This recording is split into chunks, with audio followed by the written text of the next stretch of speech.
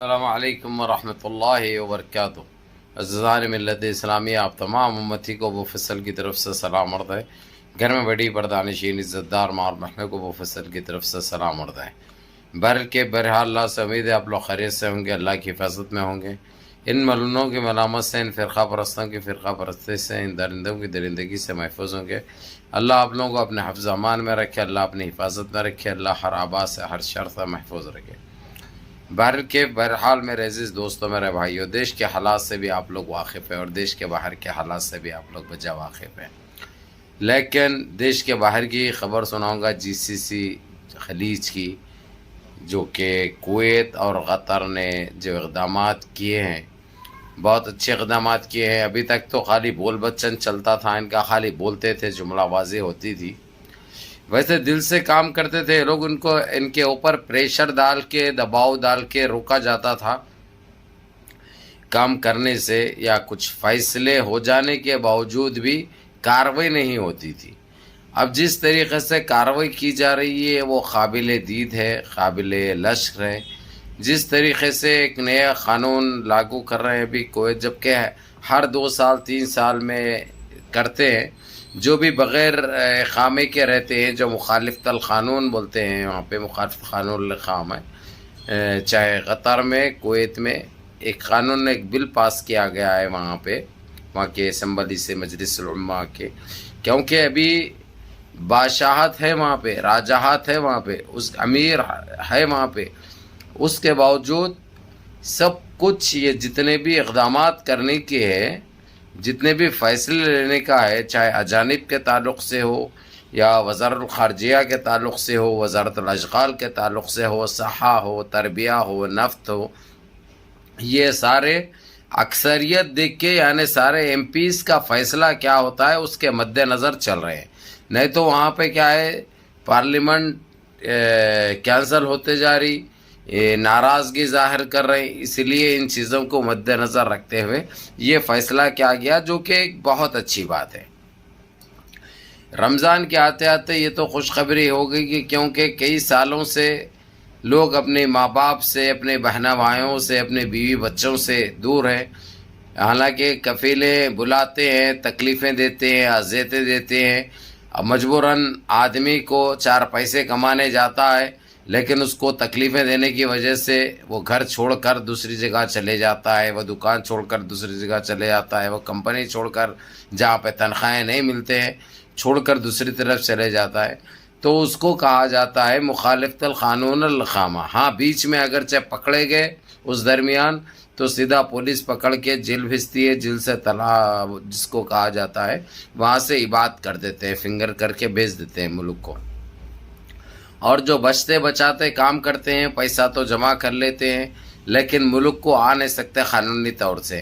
جب بھی یہ لوگ جانے کی کوشش کریں گے تو پکڑیں گے تو پھر سزا ہو جاتی ہے، بہت بڑی سزا ہوتی ہے وہ۔ تو اسی لیے جب یہ کھولا جاتا ہے تو یہ ٹائم دیا جاتا ہے 45 دن یا 2 مہینے، ان 2 مہینوں کے اندر نکل کر اپنے ملک کو چلے جا سکتے ہیں۔ کوئی غرامہ نہیں ہوتا، نہ تو آپ کوئی ویسے فنگر بھی نہیں ہوتے، کچھ نہیں ہوتا۔ صرف وہ آدمیوں کے لیے منع کیا گیا ہے جو آدمی لوگ کسی کو چیکیں دے دیتے ہیں، چیک دے دے کر وہ لوگوں کے کیسے محکمے میں، کورٹ میں چلتے رہتے ہیں، ویسے لوگوں کے لیے منع سفر ہے، ان کو نہیں، جس کا منع سفر اس طریقے سے ہے وہ لوگ نہیں جا سکتے۔ باقی کے جتنے بھی مخالفت القانون ہیں وہ لوگ نکل سکتے ہیں۔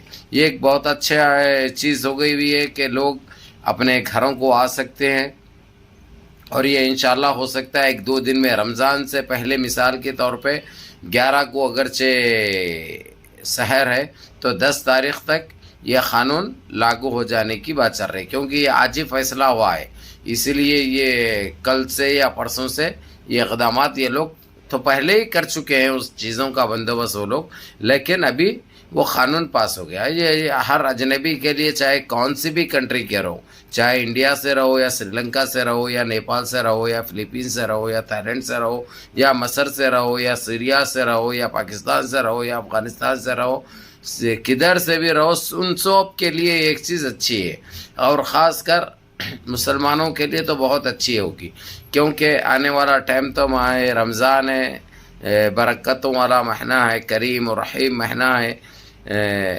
تو اللہ سبحانہ تعالیٰ نے آپ لوگوں کے لیے ایک راستہ کھولے ہیں. تو اس لیے جتنے لوگ جو مخالفت القانون ہے، یہ ویڈیو دیکھنے کے بعد تیاری کر لو اپنا، جو ایسا جو کچھ بھی ہے پیک کر کے رکھ لو.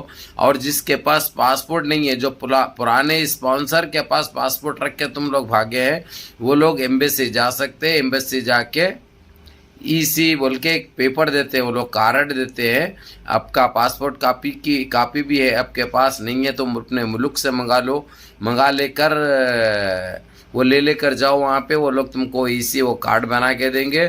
بنا کے دینے کے بعد آپ کو جو ہے سو ٹکٹ لینا، وہ پیپر لینا اور چلے جانا. اور وہاں سے آنے کے بعد آپ لوگوں کے پاس پاسپورٹ نہیں ہے تو وہ جو ای سی جو پیپر پہ آ رہے ہیں، آپ لوگ جو کارڈ پہ آ رہے ہیں، وہ کارڈ اپنے ایمبیسیوں میں، اپنے پاسپورٹ آفیسوں میں دے کے، چاہے کون سے بھی اسٹیٹ سے رہو آپ، یو پی سے رہو یا مدراس سے رہو یا آندھرا سے رہو یا تلنگانہ سے رہو، جو بھی اسٹیٹ سے ہے وہاں پہ جا کے اپنے پاسپورٹ آفس میں وہ جمع کر کے پاسپورٹ نیا لے سکتے ہیں.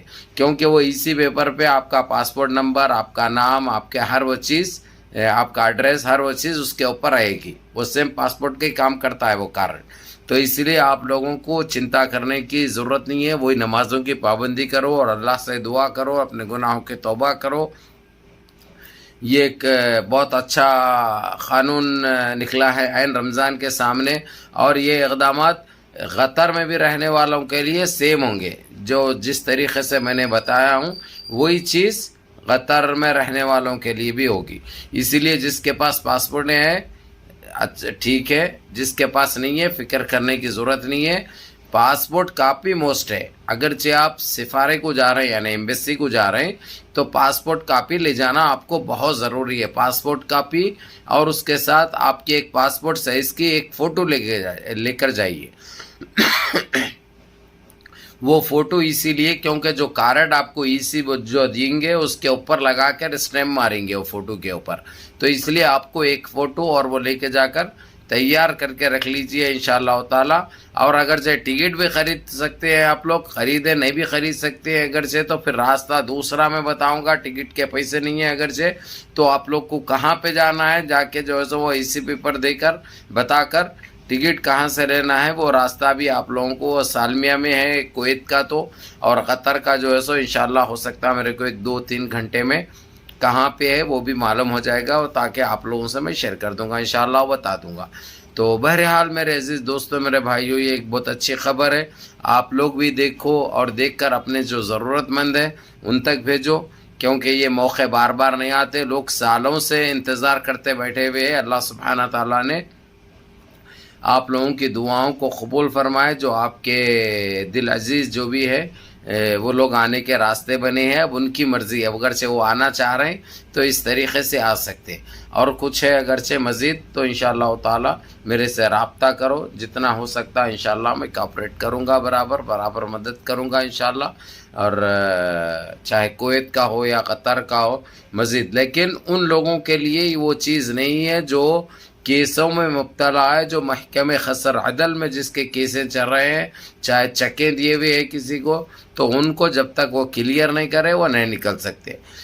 لیکن اس کا کچھ دوسرا راستہ اگرچہ نکل رہا ہے اگرچہ، تو وہ بتاؤں گا نیکسٹ ویڈیو میں انشاءاللہ تعالی. تو بہرحال اس موقع کو ہاتھ سے جانے مت دو. موقع بہت کم آتے ہیں. یہ 3 سال 4 سال کے بعد یہ ایک چیزیں ملی ہے، یہ موقع فراہم ہوا ہے. یہ آپ لوگوں کی دعاؤں کا نتیجہ ہے. آپ